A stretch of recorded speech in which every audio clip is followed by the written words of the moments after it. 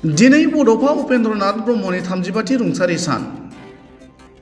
गेदेमा बिथांनि रुंसारि सानखौ क'क्राझार जिल्ला सिंनि दतमा थुलुंगाफुरिनि बिथांनि मांखरसालियाव आलारि बाथि फोजोंनाय, बिबारजों मान बावनाय बायदि हाबाफारिनि गेजेरजों फालिनाय जालाङो।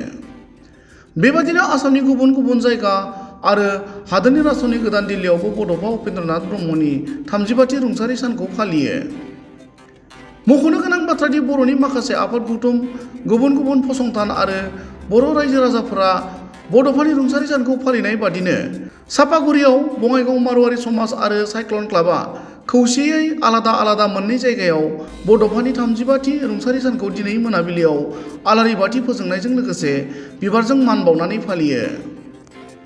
बड'फानि रुंसारि सानजों लोब्बा लाखिनानै आलारि बाथि फोजोंनानै मान बावनाय हाबाफारि लानाय बे हाबाफारियाव मारवाड़ी समाजनि गुबुन गुबुन बिबाननि बिबानगिरि, मावथि सोद्रोमा आरो साइक्लन क्लाबनि गोबां मावथिफोरा बाहागो लायो। गुबुन फारसेथिं बड'फानि 35थि रुंसारि सान फालिनाय हाबाफारिनि गेजेरजों बङाइगाव मारवाड़ी समाजनि दैदेनगिरि अनिल सुराना आरो साइक्लन क्लाबनि गाहाय नेहाथारि प्रणब बसुमतारिया खौरां बिजोङाव ओरैबायदि फोरमायो।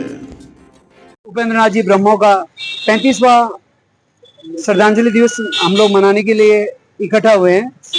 उपेंद्रनाथ जी ब्रह्मो के बारे में मेरी कोई औकात नहीं है मैं उनके बारे में कुछ बोलूं। उन्होंने समाज के लिए जो किया है वो अनुकरणीय है। उन्होंने बोडो समाज के अधिकारों के लिए बहुत आंदोलन किया और उन्होंने बोडो समाज को बहुत कुछ दिया। सबसे दुर्भाग्य की बात है कि वो कम समय में उनकी मृत्यु हो गई। अगर वो आज जीवित रहते तो बोडो और दूसरा समाज भी बहुत आगे बढ़ा हुआ होता। धन्यवाद। बड'फानि 35थि रुंसारि सान दिनै दुलाराय आसामजों लोगोसे भारतनि राजधानी दिल्लीयावबो फालिनाय जादों। बेबायदिनो नोंथांमोनाबो दिनै बे साइक्लन क्लाबनि बानजायनायाव आलारि बाथि फोजोंनानै फालिदों। मा फोरमायगोन बे?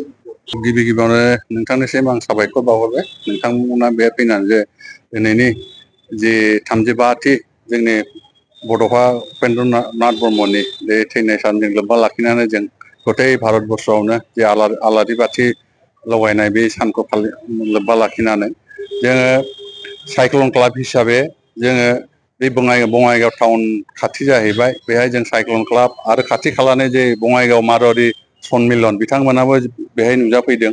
जों जयैनो दिनै 35थि बड'फा उपेन्द्रनाथ ब्रह्मनि जि थैनाय सान बे थैनाय सानखौ जोङो बेहायनो जोङो जयै बेहायनो जों माल्यार्पन खालामदों आरो श्रद्धांजलि खालामदों।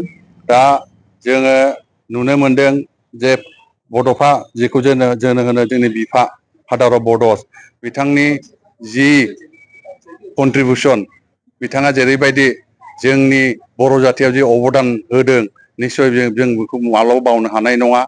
आरो दिनै बिसेसकय दिनै जों खोनानो मोनदों बा नुनो मोनदों जे दिनै सेन्ट्रेल गभर्नमेन्टनि जे हम मिनिस्टार अमित शाहयाबो दाख्लै बावैसो क'क्राझाराव फैनानै जे मोनसे डिक्लेयार होदोंमोन जे दिल्लीयाव जोंनि बड'फा उपेन्द्रनाथ ब्रह्मनि मुङाव मोनसे लामा बेखौ दिनै बेखेवगोन। बेहायनो जों बर' जाति हिसाबै जों गोजोननाय मोनदों। गतिके जोङो साइक्लन क्लाब हिसाबै जिहेतु जोङो जोंनि खाथि खाला बिभिन्न जाति जनगोष्ठी बेहाय जों जयैनो थायो।